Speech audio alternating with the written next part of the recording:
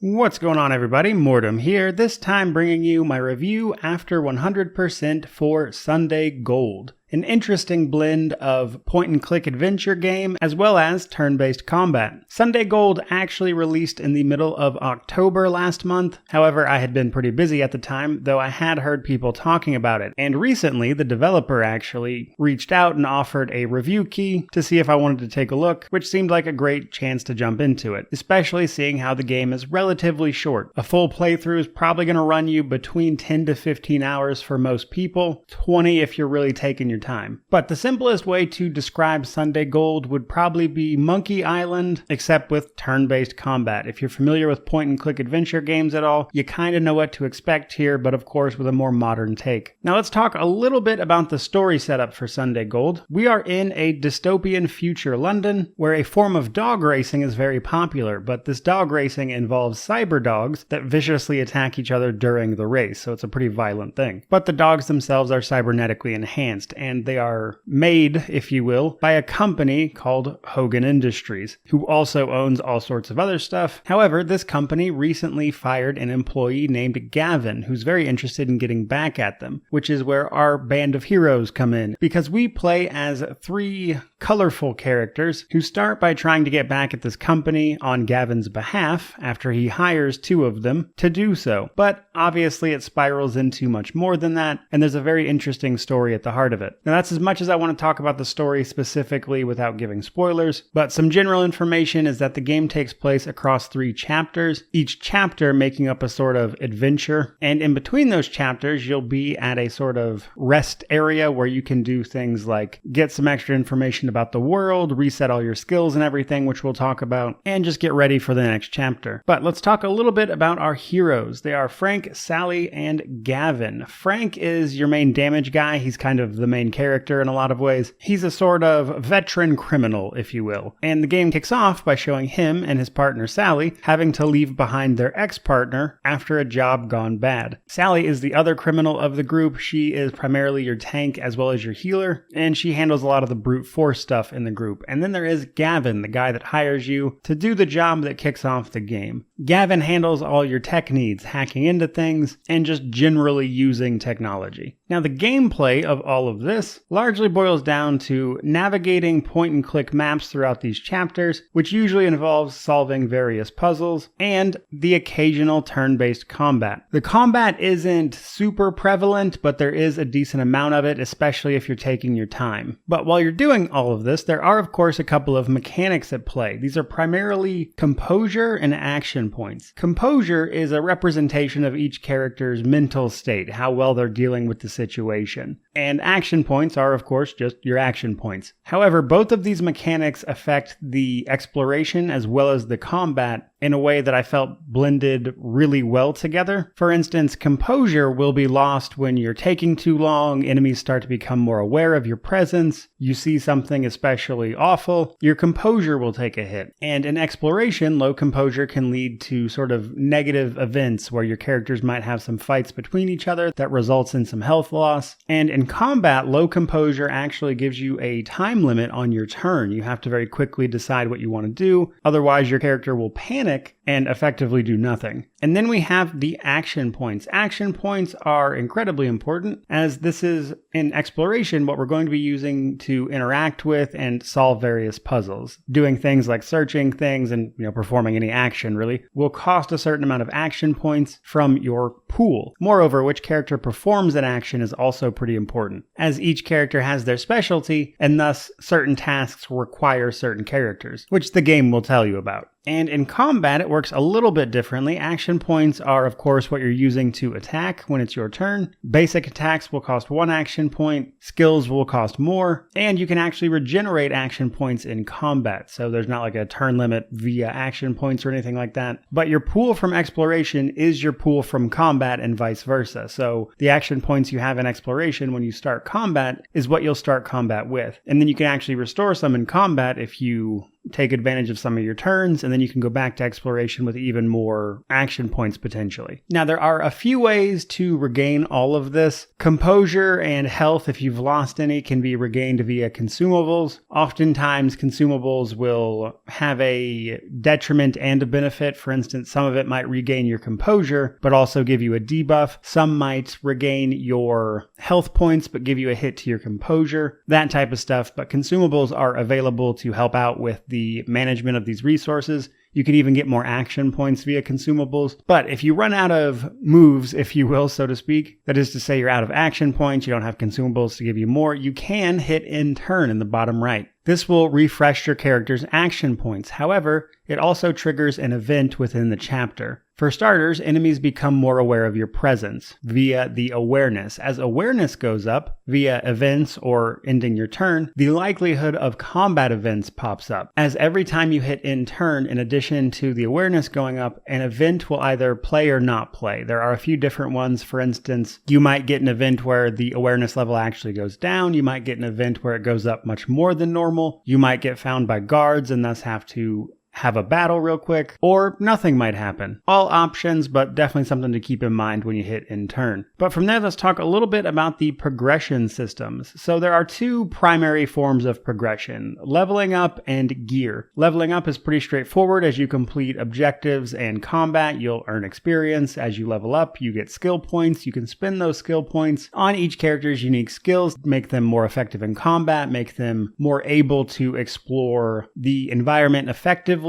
as each character has a mini game, which we'll talk about in just a second. And then there is the gear. Gear is somewhat character specific. For instance, two of the characters can use pistols, but the other one uses long guns. One of them uses light melee. One of them uses fist weapons. The other one uses bigger melee weapons, that type of stuff. All of them can also equip body armor if you find any, as well as enhancements. Enhancements will offer various buffs to specific skills, making them very good for specific characters. And then you can also find ammunition, which means it will change the ammunition type of the weapon you are using, which will affect the damage, resistances, and everything, which we'll talk about in the combat section. With that out of the way, I want to talk a little bit about the mini games. These can be a little bit frustrating, but each character has a mini game associated with the thing they can do. Frank can lockpick, Sally can brute force through an object, basically, and Gavin can hack things. The mini games were real hit and miss for me. The lockpick one is super easy, and it's a pretty standard lockpick mini game, but the other two I found kind of annoying. Sally's is like a sort of balancing cursor thing where you have to get your pointer in between a certain area on this bar, but it's slowly going back and forth, so you have to maintain the cursor in the area before a wave hits it to then succeed, and then you have to do that several times. I found that one kind of annoying, and then the hacking one is especially frustrating, as you effectively have to guess what the passcode is when you're hacking something, which is done by guessing at the code, and then it will give you a small indication of whether or not any of the numbers you guessed were correct. However, it doesn't tell you position by position, it's just whether or not any number that you put in was either in the correct position,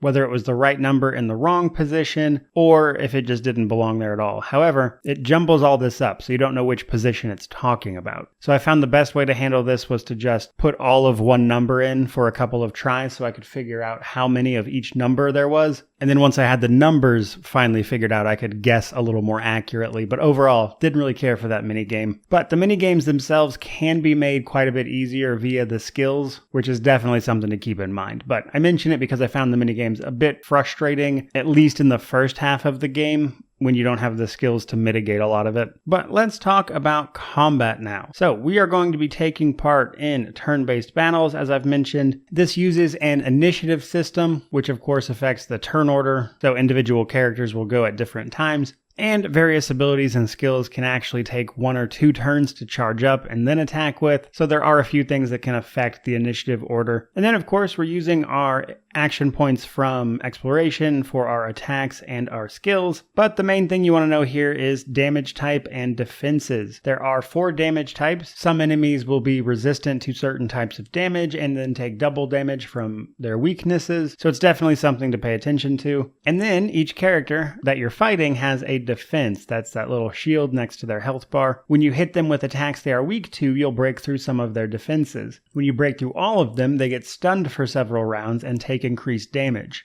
which is especially important for some of the boss fights. However, some enemies will also use charge attacks. These are attacks that will single out, typically speaking, one character, and they take a couple turns to go off. However, they can be completely mitigated by using the guard mechanic. Your characters will be able to guard, which will restore their action points, as well as take reduced damage for the time until their next turn. However, if they get hit with a charge attack, they take 0 damage, and they break some of the defenses of the attacking character. So definitely important to guard the charges. Overall, not a terribly complicated system. Where it gets a lot more interesting is that the skills are not plentiful. As you level up, you'll get 2 skill points per level to put into a variety of skills, but you're not going to be able to max out everything, which means there is a sort of build you can make for each individual character. And the issue here is that the boss battles are fairly difficult. They're not impossible by any means, of course, but if you're not prepared and set up for them,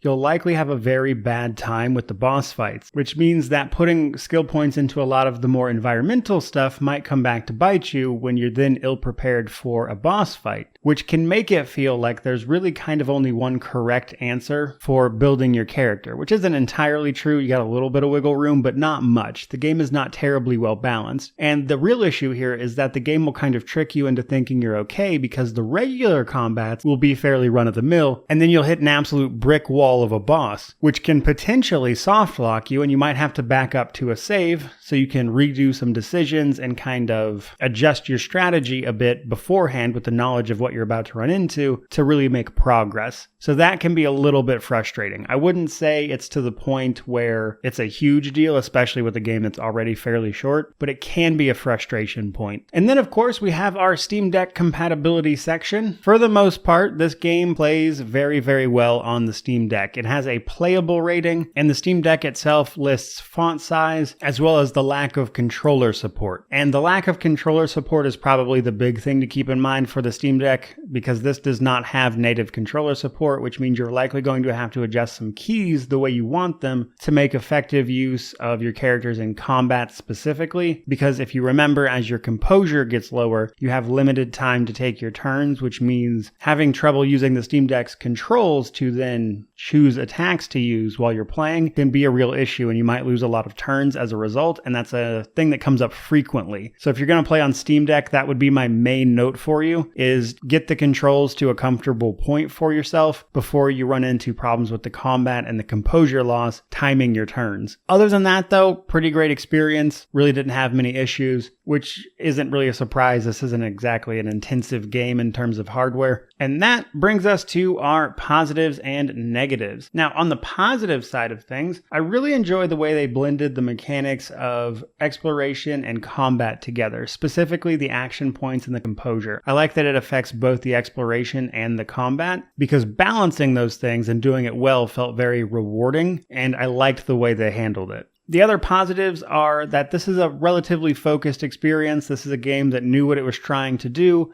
and doesn't hit you with a lot of superfluous stuff, which can, in my opinion, help you get past some of the frustration points that this game absolutely has, but you can very quickly kind of sort it out because this game is a pretty focused experience. Add on top of that the great story and world building, if you will. This sort of glimpse of this dystopian London is really well thought out. I loved the art, and it feels very unique. And last but not least, for the positives, it is fully voice acted for those of you who that is important to. Always a plus. Then we have the negatives. As I've already mentioned, you can run into some sort of soft locks if you didn't build your characters in a way that was effective at handling an upcoming boss, or you can have a really bad time with it, for instance, which is likely going to lead to some frustration, at least for some people. Which brings me to my other negative. The game is not super well balanced in that regard, because you have all these skills that make exploration easier, which can make the exploration, which is a big part of the game as well, feel a lot better, but then you kind of feel like you're hurting yourself in combat and can potentially